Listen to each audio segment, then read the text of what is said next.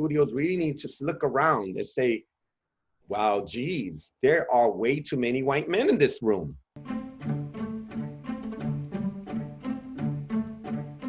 Latinx and Hispanic superheroes have fought in the pages of American comics for almost as long as comics themselves have existed.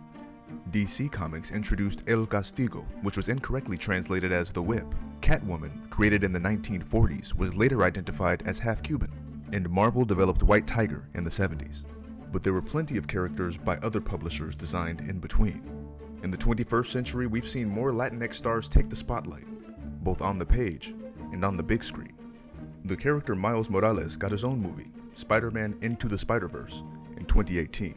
And Dominican actor Zoe Saldana played Gamora in the Guardians of the Galaxy films. But comic book creators believe there's a lot more to be done.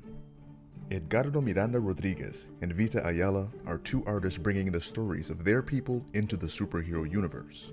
We need more inclusive representation across the board. You know, one of the things that is important to me as a writer is to create stories that I personally would have wanted to read when I was at various ages, right?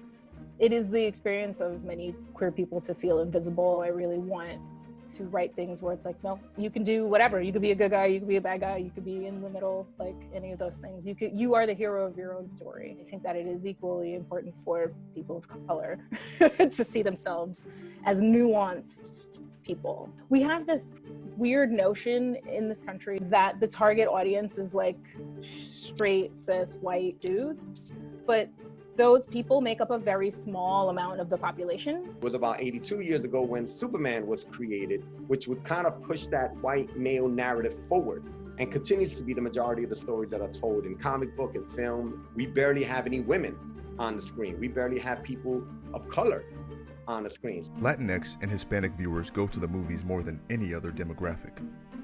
Yet only 3% of lead or co-lead roles in Hollywood portray these kinds of characters. As for comic books themselves, the representation is abysmal. Creators like Miranda Rodriguez and Ayala didn't see characters who looked like them in stories, so they crafted stories of their own, and they're using these characters to shine a light on important issues in their communities.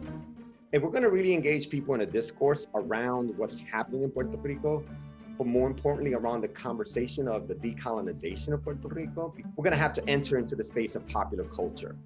And what better way to do this than through a superhero? La Borinqueña would become an Afro-Puerto Rican character, an undergraduate student studying environmental sciences. I decided for her to be Afro-Latinx because there's a significant underrepresentation of Afro-Latinos in mainstream media. She stands up for social justice. She proclaims las vidas negras importan. And it's a character that finds itself in a mainstream publishing world that's completely overrun by white male narratives. Not to say that Latins haven't been a part of the comic industry, because we have been, as far back as the 1940s, but it's now that we're starting to see a growing trend of small independent publishers, because we're taking the power of publishing and telling the stories ourselves. We want stories that reflect our experience, that reflect our heritage, that reflect us. And we don't want a studio to say, oh, that's too niche, or no one's gonna get that. I co-wrote an issue of Supergirl with Steve Orlando, and you know, one of the things that he asked me was, you know, I want you to create a character and to tell a story about, you know, that's personal to you.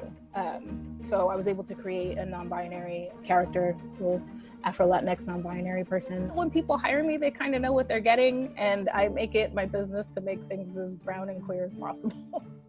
Latinxes have been behind the scenes of the comic book industry for decades. Creators are now hoping the fastest growing demographic in America finally gets more time on the pages. We have stories, we've been telling stories, and whether the studios embrace these stories or not, guess what? We're gonna keep telling these stories.